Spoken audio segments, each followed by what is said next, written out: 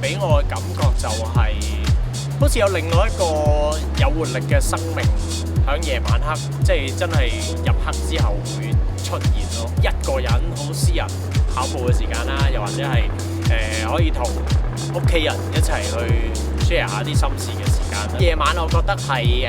屬於街頭㗎，因為可能我自己長大嘅呢個社區咧，咁譬如泰安樓咁樣咧，都被譽為香港士林夜市㗎嘛。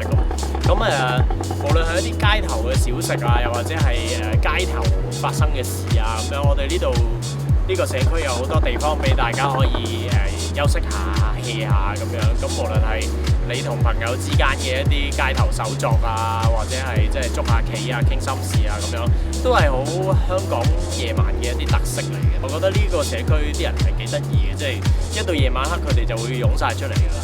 呢個避風塘對於我嚟講，就係其實係一幅幾多錢都買唔到嘅靚畫咯。跑步見到，喺屋企度見到呢個景，即係你出幾多錢俾我都買唔到俾你。大個咗啦，咁自己中意影相啦，無論係即係用菲林機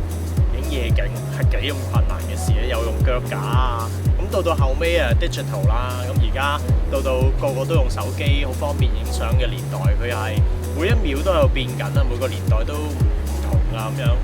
我點樣記載咧？用相啦，用畫啦，而家用手提電話又可以記載到啦。投入黑夜世界，用手機演繹我哋嘅香港故事，快啲參加 Into the Light 攝影比賽。